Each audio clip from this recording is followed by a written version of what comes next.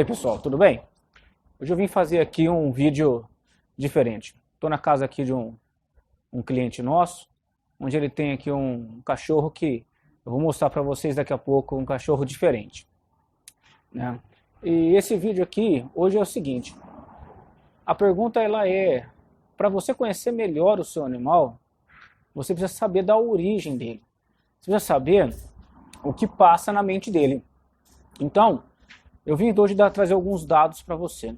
A origem do cão, ela, segundo uma universidade asiática, ela fez um estudo em meados de mais ou menos 2014, 2015, em alguns cães nativos da Ásia, tá?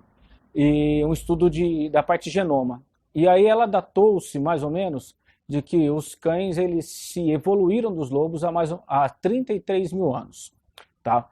E existe um outro estudo que vai falar sobre a relação da sua domesticação. Mas esses cães que foram datados de 33 mil anos, eles estudaram 59 famílias de cães diferentes, e uma dessas famílias era uma família originária da própria Ásia. E nela eles encontraram traços de DNAs muito próximos dos lobos primitivos, tá? E mais ou menos há 15 mil anos, então, foram encontrados os primeiros fósseis de animais junto com esqueletos humanos na região da Europa. Então deduz-se que os cães começaram a sua domesticação há mais ou menos 15 mil anos, certo?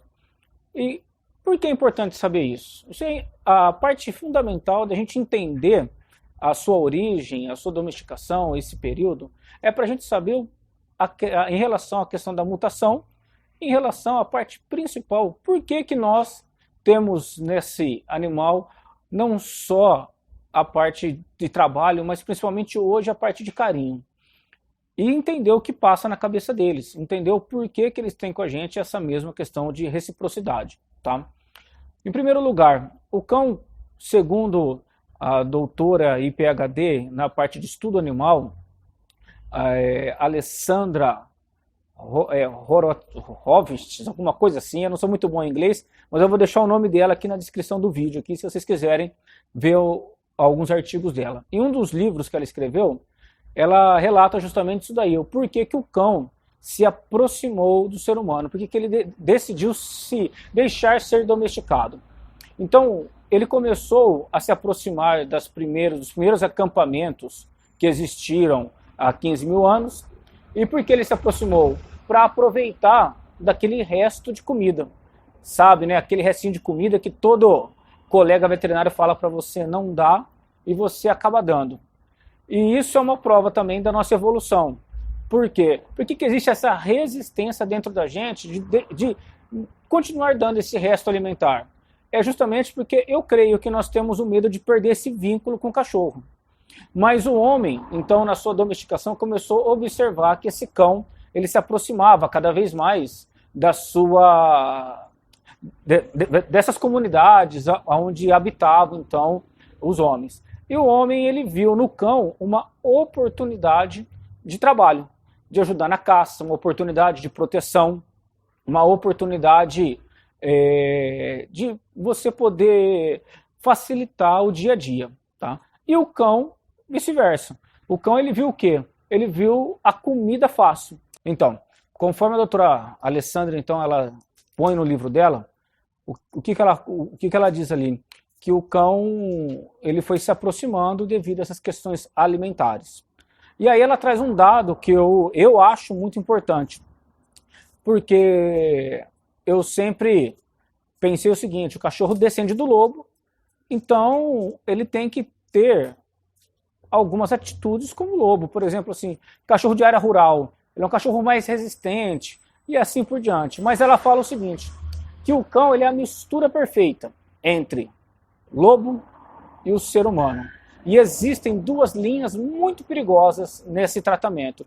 É o seguinte, aqueles que pensavam como eu penso, que o cachorro ele é um lobo, e aqueles que tratam o cachorro como um ser humano. Você não imagina os problemas da parte psicossomática que você traz para esse cachorro. Por exemplo, da mesma forma que você não deixou de dar o resto de comida para o seu animal, aquela sobra para conquistar provavelmente o carinho dele, para tentar ser mais amigo dele, o cão também não deixou alguns princípios básicos, princípios de viver numa matilha. E para o cão entrar na sociedade humana, ele teve que se adaptar, ele teve que encontrar formas de fazer parte desse novo grupo, esse grupo humano. Então, eu queria mostrar para vocês aqui, essa cliente nossa é uma cliente que, se fosse na época medieval, ela seria um excelente cão de guarda e principalmente um caçador muito forte, que já foi utilizado.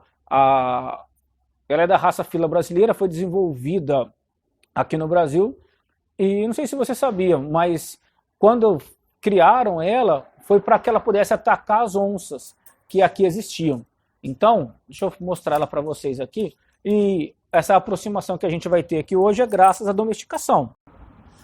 Imagina você, no período medieval, sem ter a domesticação, tendo que enfrentar um animal desse daqui, nervoso, um animal desse daqui, totalmente agressivo, né? Mas para que ela possa se manter assim, é necessário esse equilíbrio mental. Porque dentro dela existe ainda um resquício, existe ainda no seu genoma a história dela. Ela carrega com ela a sua parte lobo. Ela, lógico, se adaptou ao ser humano. Ela faz parte com a gente do nosso convívio, entendeu? E é isso que o nosso programa ele traz para os animais. Hoje, ela não vive sozinha. No caso, a Diana, aqui em particular, ela tem uma companheira, onde ela consegue se equilibrar na parte psicológica, onde ela consegue manter não só a história de matilha, porque ela não vive numa matilha, mas uma história de grupo, vivendo com outros cães. E esse DNA, essa informação que ela traz, é muito importante. E é justamente isso que a gente tem procurado trabalhar no programa do Reabilite, que é o que a gente tem feito aí com os cães. Essa informação do Reabilite é a gente utilizar o conceito histórico deles, o conceito de matilha, de viver em um grupo, para trazer esse equilíbrio, trazer na mente do animal a presença de que ele não está sozinho. E por que isso? Porque a gente precisa dessa familiaridade, nós precisamos dessa reciprocidade. Por mais que o cão faça parte da nossa família, por mais que esse cão ele esteja inserido numa sociedade humana, não é a sociedade dele. Conforme eu falei em outro vídeo, a função cognitiva, ele precisa de interação. Nós utilizamos algumas delas, mas linguagem, familiaridade, reciprocidade, isso falta. Então, e é isso que o Reabilite, então, ele vem fazer. Esse método que eu desenvolvi, ele vem trazer o quê? Essa familiaridade novamente. Esses cães que a gente tem tido com distúrbios psicológicos, cães com agressividade, cães com dificuldade de entender a sua posição na sociedade humana, a culpa não é dele. A culpa é porque dentro dele ele precisa fundamentalmente desta convivência. Ele precisa entender que ele está numa matilha. Por mais que ele está numa sociedade humana, dentro dele gera conflito. E um ponto simples para você entender, apesar de ser uma ficção, mas alguns filmes relatam isso. Por exemplo, o Mowgli, menino lobo, ele está numa alcateia, ele vive com lobos, mas dentro dele existe aquele conflito porque ele é diferente.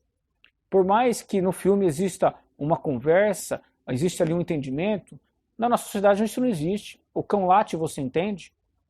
Você fala e o cachorro entende. Outro exemplo, Tarzan, que vive no meio dos primatas, que se assemelham em algumas coisas aos humanos, e mesmo assim existia aquele conflito ali dentro. Tudo bem, isso é ficção, mas e na realidade? Será que isso também é ficção ou é real?